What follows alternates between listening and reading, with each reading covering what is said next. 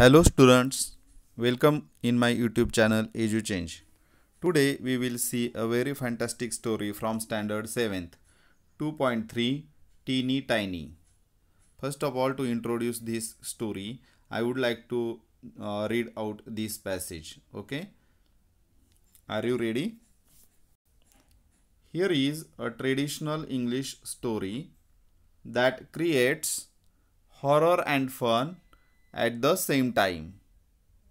The words teeny tiny repeated throughout the story add to the fun. The story takes you to the world of fantasy where ordinary things also appear mysterious. Stories of old women are common in traditional tales of many regions. मित्रांनो, आज आपण ही जी कथा अभ्यासणार आहोत, ही कथा एकाच वेळी भीती आणि आनंद निर्माण करणारी अशी आहे. इथे जे वर्ड्स आहेत टीनी टायनी हे रिपीट केलेले आहेत सगळ्या गोष्टीमधून तुम्हाला पाहायला मिळेलच. तर हे गोष्टीतून रिपीट केल्यामुळे काय झालं आहे, गोष्टीमध्ये एक गंमत निर्माण झाली, मजा निर्माण झाली. आपल्याकडे मराठी भाषेचा अभ्यास करताना सुद्धा अनुप्रास नावाचा अलंकार असतो की ज्यामुळे एकच अक्षर किंवा एक शब्द पुन्हा पुन्हा त्या वाक्यामध्ये वापरला जातो. उदाहरणार्थ चिमुरड्या चिमणीने चिमुकल्या चोचीने चिंचेतील चिंचोका चावला. चचा अनुप्रास या ठिकाणी आपल्याला पाहायला मिळतो. अशा पद्धतीचा टीनी टायनी हे वर्ड्स काय केलेले आहेत, आजच्या या गोष्टीमध्ये रिपीट केलेले आहेत. आता या ठिकाणी थोडक्यात इंट्रोडक्शनचं समजून घेऊया passage. Here is a traditional English story. तर ही एक इंग्लिश कथा आहे पारंपरिक लोक. त्यानंतर क्रिएट्स हॉरर अँड फन. इथे भीती आणि तुम्हाला काय गंमत एका वेळेस अनुभवायला मिळेल.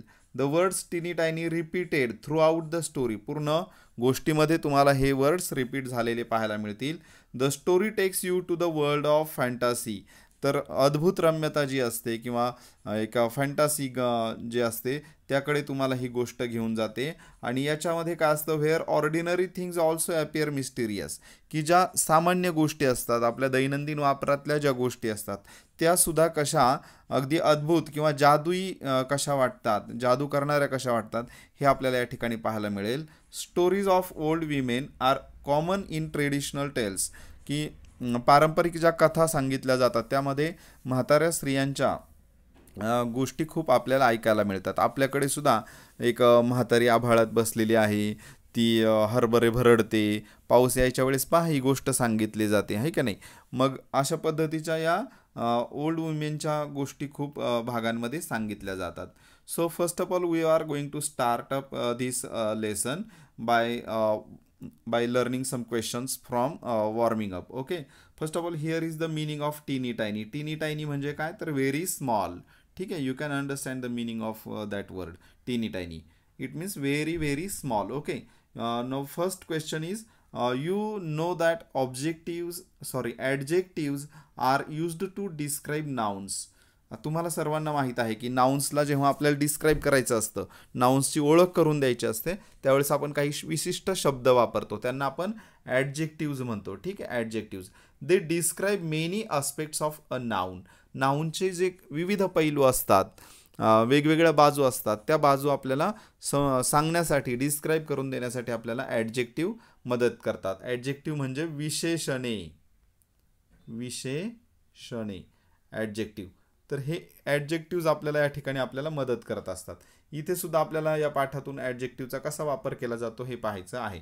So suppose there are some related terms, size, age, shape. Okay, आता साईज समजून द्यायची आपल्याला, समजा ऑब्जेक्टची किंवा आपल्या नाऊनची, तर त्यासाठी आपण ॲडजेक्टिव्ह कुठलं घेतलं, इथे स्मॉल घेतलं. आणि मग आपण समजा इथे आपलं नाऊन काय आहे, स्टोन आहे, दगड. तर दगडाचं एखादं आपल्याला दगडाचं ओळख करून द्यायची, दगडाची की गोष्टीमध्ये एखाद्या दगडाचं किंवा कशामध्ये सांगण्यामध्ये आपल्या. This all the section is related to spoken English because हे जे काय आपल्याला आहे ना ॲडजेक्टिव्ह कसं वापरायचं हे आपल्याला स्पोकन इंग्लिशकडे न्यायला मदत करतं. आपलं जे डेली रुटीनमध्ये जे बोलणं असतं इंग्लिश, तर त्या इंग्लिशमध्ये आपण ॲडजेक्टिव्हचा वापर कसा करायचा, आपल्याला माहीत आहेत ॲडजेक्टिव्ह कोणते आहेत, but we are not using those types of adjectives to describe the noun. So it is important to make use of different adjectives while speaking about noun. Okay. So a small stone, small दगड कसा आहे, तो लहान आहे. ठीक आहे. त्यानंतर एजच्या बाबतीमध्ये वय, तर या ठिकाणी अ यंग मॅन तरुण माणूस. त्यानंतर शेपची ओळख करून देताना स्क्वेअर, इथे वापर कसा केला आहे पहा, a square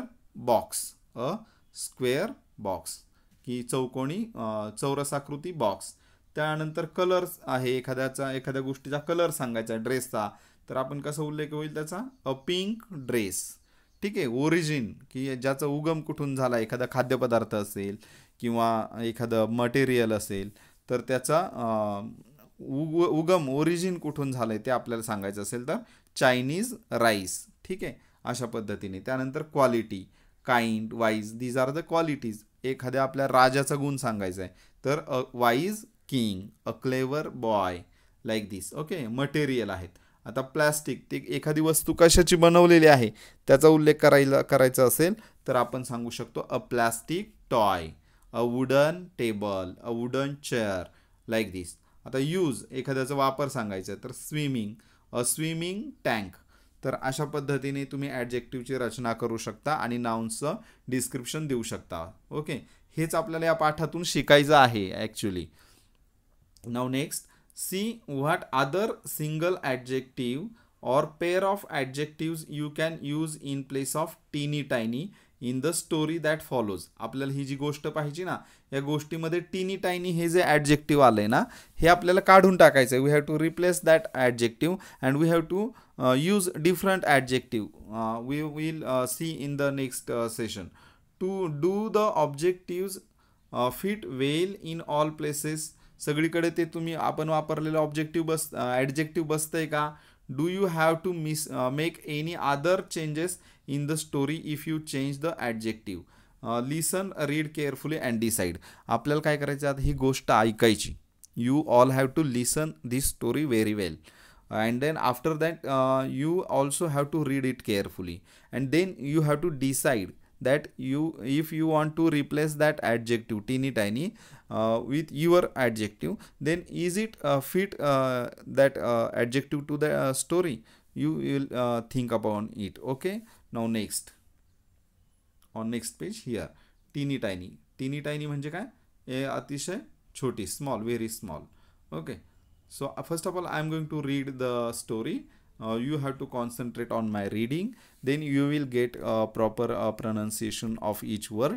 Then you have to read that story loudly in front of your parents. Okay. So here, once upon a time there was a teeny tiny woman who lived in a teeny tiny house in a teeny tiny village. Now one day this teeny tiny woman tied her teeny tiny scarf and went out of her teeny tiny house to take a teeny tiny walk.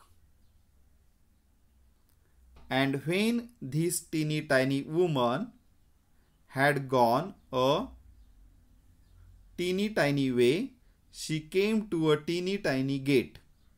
So the teeny tiny woman opened the teeny tiny gate and went into a teeny tiny churchyard. And when this teeny tiny woman had got into the teeny tiny churchyard, she saw a teeny tiny bone on a teeny tiny grave. And the teeny tiny woman said to her teeny tiny self, this teeny tiny bone will make me some teeny tiny soup for my teeny tiny supper. So the teeny tiny woman put the teeny tiny bone into her teeny tiny pocket and went home to her teeny tiny house. Now when the teeny tiny woman got home to her teeny tiny house, she was a teeny tiny bit tired. So she went up her teeny tiny stairs to her teeny tiny bed and put the teeny tiny bone into a teeny tiny cupboard. And when this teeny tiny woman had been to sleep a teeny tiny time, she was awakened by a teeny tiny voice from the teeny tiny cupboard, which said, "Give me my bone." And this teeny tiny woman was a teeny tiny bit frightened. So she hid her teeny tiny head under the teeny tiny clothes and went to sleep again. And when she had been to sleep again a teeny tiny time, the teeny tiny voice again cried out from the teeny tiny cupboard, a teeny tiny louder, "Give me my bone." This made the teeny tiny woman a teeny tiny more frightened. So she hid her teeny tiny head a teeny tiny further under the teeny tiny clothes.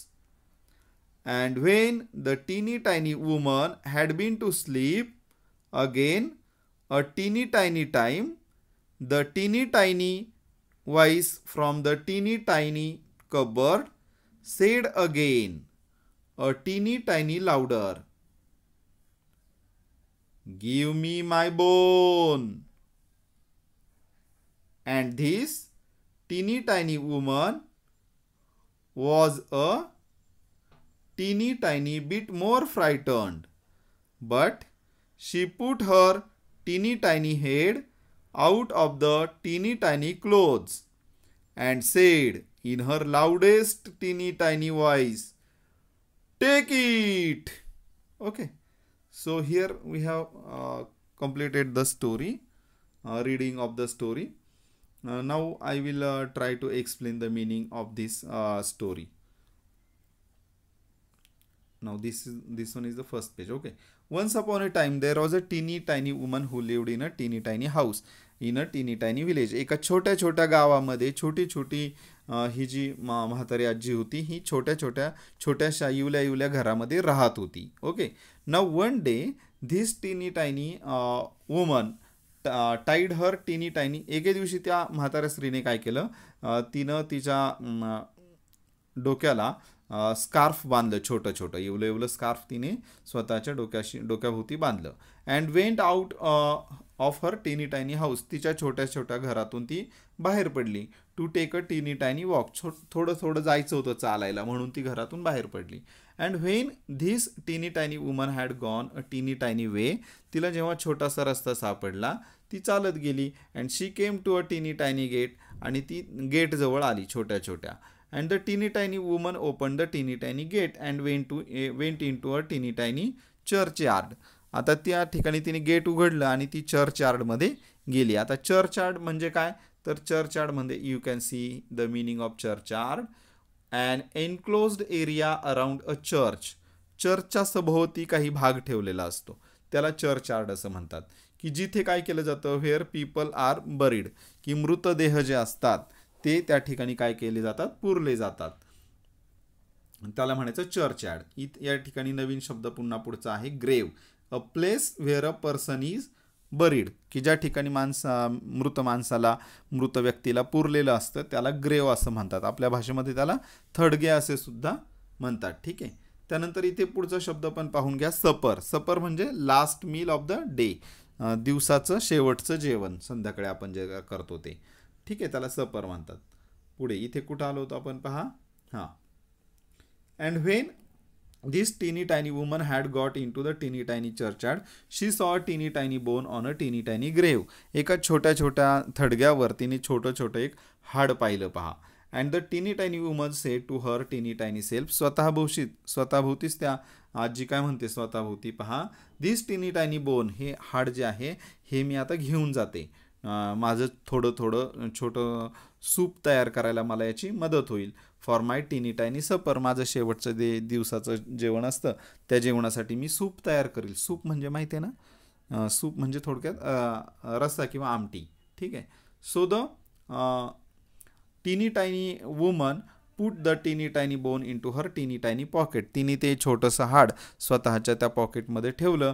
And went home to her tiny tiny house, आणि स्वतःच्या घराकडे ती निघून गेली. पहा. Now when the tiny tiny woman got home to her tiny tiny house she was a tiny tiny bit tired. जेव्हा ती घरी येते त्यावेळेस ती थोडीशी दमून गेलेली असते. आणि मग काय होतं, so she went up her tiny tiny stairs, आणि मग छोटा छोटा घरातला जिना चढून ती वरती तिच्या बेडमध्ये ती झोपायला जाते. You can observe this picture. This is a tiny tiny woman and she is walking here, teeny tiny walk, she is coming there. Okay, now next page. Okay, ती पुढे पहा, घरी जाते, झोपते ती वरती जाऊन. And put the tiny tiny bone into a tiny tiny cupboard, आणि वरती जाते आणि कपाटामध्ये ते छोटं छोटं हाड आणलेलं ते ठेवून देते. And when this tiny tiny woman had been to sleep teeny tiny time, ती थोड्या वेळाकरता ती झोपायला जाते. She was awakened by a tiny tiny voice. तेवढ्यात तिला छोटा लहान आवाज येतो, आणि कपाटातून आवाज येतो, टिनी टायनी कपबर्ड विच सेड. तो आवाज काय म्हणतो पहा, गिव्ह मी माय बोन, माझं हाड मला दे, असं तो आवाज म्हणतो. And this tiny tiny woman was a tiny tiny bit frightened. ती जी म्हातारी असते ना आजी, तर ती काय होते, ती घाबरून जाते, थोडीशी घाबरते. So she hid her tiny tiny head under the tiny tiny clothes and went to sleep again. म्हणून ती काय करते, तो आवाज आल्यावर तिचं डोकं आपल्या पांघरुणाखाली घेते आणि पुन्हा झोपी जाते. And when she had been to sleep again, ती जेव्हा पुन्हा झोपी जाते again, teeny tiny time the tiny tiny voice again cried, आणि पुन्हा तिथे तो आवाज येतो, मोठ्याने आवाज, रडल्याचा आवाज येतो. Out from the tiny tiny cupboard, त्या कपाटातून आवाज येतो. पहा, काय आवाज येतो पुन्हा, गिव्ह मी माय बोन, माझं हाड मला दे. आता पहा, this made the tiny tiny woman a tiny tiny more frightened.